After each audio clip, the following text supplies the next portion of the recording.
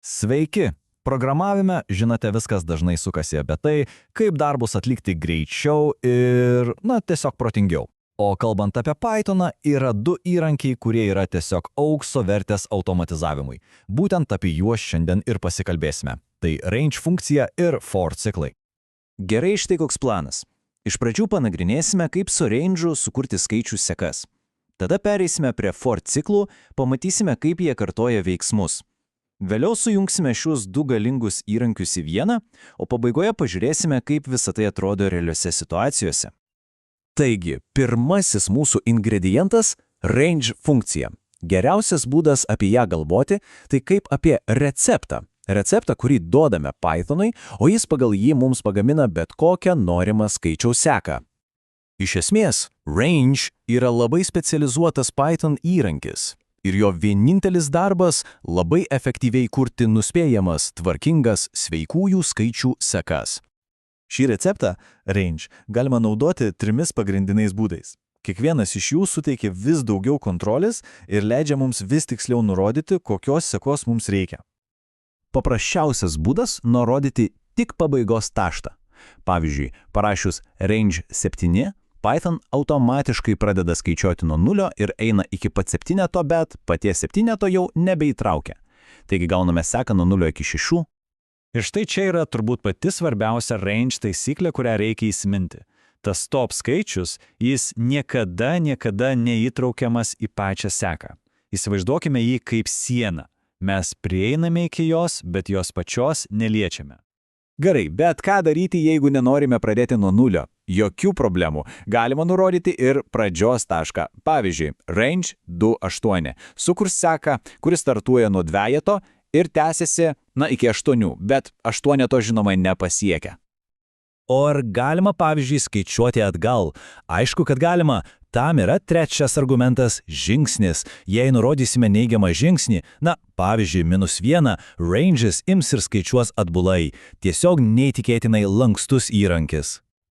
Dabar gali kilti klausimas, gerai, ranges generuoja skaičius, bet ką jis iš tikrųjų sukuria? Ar tai paprastas skaičių sąrašas? Pažiūrėkime, kas vyksta Pythono viduje. Tiesą sakant, Python čia pasielgia labai sumaniai. Užuot iškart atmintyje sukūręs, tarkime, milijono skaičių sąrašą, range sukūrė tik tą mūsų minėtą receptą, specialų range objektą. Jis tiesiog žino, kaip tos skaičius generuoti, bet tai padarys tik tada, kai to prireiks. Jei vis dėlto norime pamatyti visus skaičius iškart, tada jau naudojame list funkciją ir paverčiame tą receptą sąrašu. Gerai, receptą skaičiams jau turime. Dabar mums reikia darbininko arba roboto, kuris tuos receptus vykdytų. Ir tas robotas – tai for ciklas. Tai yra pagrindinis Python įrankis bet kokiems pasikartojantiems darbams atlikti. Tik įsivaizduokime skirtumą. Galima rašyti komandą po komandos arba galima tiesiog pasakyti ciklui, kad jis tai padarytų už mus. Akivaizdu, kad ciklas yra daug švaresnis ir žinoma daug galingesnis sprendimas. Paprastai tariant, for ciklas tiesiog paima bet kokią seką, skaičius, raides, bet ką, ir metodiškai keliauja per kiekvieną elementą, pakeliu atlikdamas mūsų nurodytą veiksmą. Ir štai čia prasideda visa magija.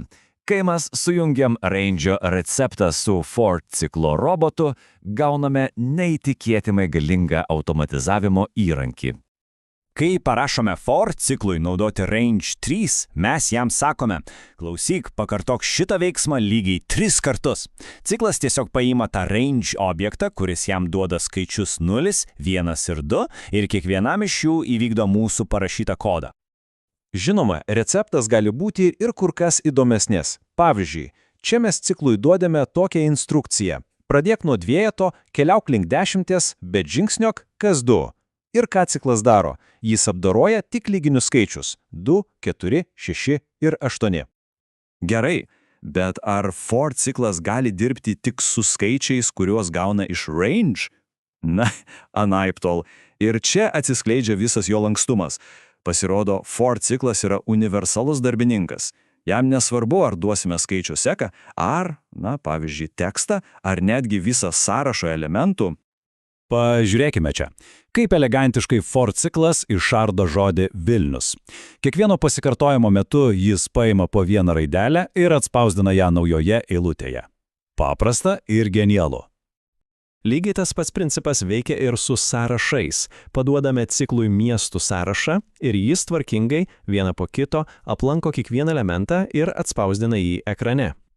Ir būtent šis universalumas, šis sugebėjimas dirbti su beveik bet kokia seka ir paverčia for ciklą vienu iš pačių svarbiausių, tiesiog fundamentalių įrankių bet kurio Python programuotojo arsenale. O ką daryti, jei, tarkim, reikia sustoti anksčiau laiko? Tam yra raktinis žodis break. Jis veikia kaip avarinis stabdis.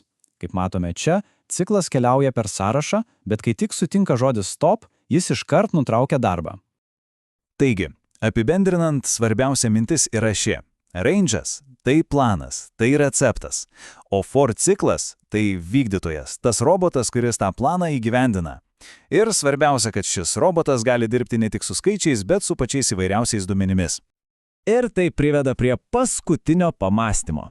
Dabar, kai jau suprantame, kaip veikia šis Python'o automatizavimo varikliukas, kokius pasikartojančius, gal net nuobodžius darbus iš savo kasdienybės būtų galima pavesti atlikti tokiam ciklui.